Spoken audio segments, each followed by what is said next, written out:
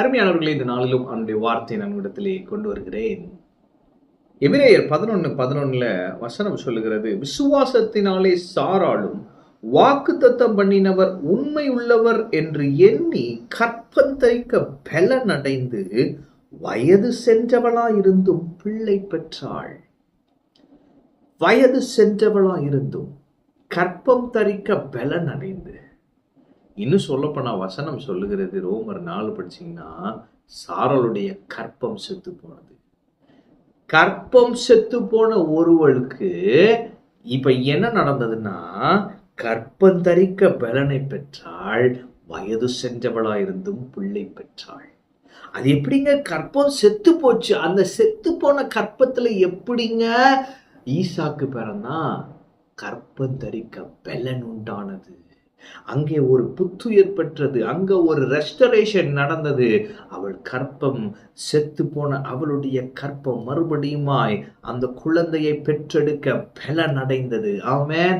அப்ப இன்னைக்கு நான் உங்களை பார்த்து சொல்லுகிறேன், மரித்த நிலையில் இருக்கிற காரியங்கள் எதுவாக இருந்தாலும் இன்று புத்துயிர் பெறும் இயேசுவின் நாமத்தினாலே கற்பந்தரிக்க பலன் அடைந்து, அப்ப நீங்க இன்னைக்கு நான் சொல்றேன், பலன் அடைய போறீங்க. உங்க அற்புதத்தை நீங்க பெற்றுக்கொள்ள போறீங்க. சரி, இது எப்படி நடந்தது அப்படின்னா, விசுவாசத்தினாலே சாராளும் வாக்குத்தத்தம் பண்ணினவர் உண்மையுள்ளவர் என்று எண்ணி.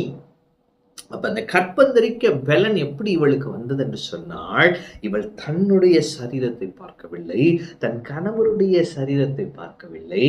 சாராள் என்ன பண்ணாங்க? வாக்குத்தத்தம் பண்ணினவர், அவரை பார்த்துட்டாங்க. வாக்குத்தத்தம் பண்ணினவர் உண்மையுள்ளவர் என்று எண்ணி. அப்ப என்னுடைய பலவீனத்தையோ என் கணவருடைய இயலாமையோ நான் பார்க்க மாட்டேன். நான் எதை பார்ப்பேன்?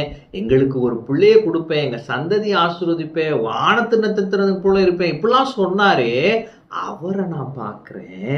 அவர் உண்மையுள்ளவர், வாக்குத்தத்தம் பண்ணின தேவன் அவர் உண்மையுள்ளவர். அதையே எண்ணிக்கொண்டிருந்தாள்.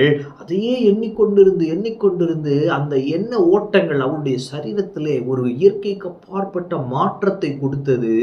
கற்பந்தரிக்க பலன் அடைகிறாள். அவளுடைய கணவருடைய சரீரத்திலும் அற்புதம் நடந்தது. வயது சென்றவளாயிருந்தும் பிள்ளை பெற்றாள். ஆமென். இன்னைக்கு நான் சொல்றேன், உங்களுடைய ஸ்டேஜை தாண்டிட்டீங்க. இதெல்லாம் அன்னைக்கே நடந்திருக்கணும், இப்போ அப்படின்ற மாதிரி இருக்கீங்களா? இப்போ அது நடக்காதுன்னு நினைக்கிறீங்களா? கர்த்தர் சொல்றாரு, சாராளுக்கு நடந்தது போல உன் வாழ்க்கையில நடக்கும். ஆமென். வயது சென்றவளாயிருந்தும். நான்லாம் எதுவுமே அனுபவிக்காம வந்துட்டேன் பிரதர். கர்த்தர் சொல்றாரு, நான் உன்னை திருப்திப்படுத்த போகிறேன். ஆமென். கற்பந்தரிக்க பலன் அடைந்து வயது சென்றவளாயிருந்தும் பிள்ளை பெற்றாள். அப்ப நீங்க சொல்றேன், வாக்குத்தத்தம் ரொம்ப பெருசு. நீங்க சோர்ந்து போயிட்டீங்க. உங்க விசுவாசத்தை நீங்க தூண்டுங்க. கர்த்தருடைய வார்த்தையை படிங்க. அவர் எவ்வளவு உண்மையுள்ளவரா இருக்கிறார் என்பதை எண்ணி பாருங்க. அதையே சிந்தித்து கொண்டிருந்து, அதையே தியானித்து கொண்டிருங்க. நீங்க அற்புதங்களை பெற்றெடுப்பீங்க. நீங்க பெரிய பெரிய அற்புதங்களை பெற்றெடுப்பீங்க. பெரிய பெரிய வெற்றிகளை பெற்றெடுப்பீங்க. இந்த நாள் உங்க வாழ்க்கையில மறக்க முடியாத நாளா இருக்கும். ஆமென். கர்த்தர் உங்களோடு இருக்கிறார். கர்த்தர் உங்களை ஆசீர்வதிப்பார்.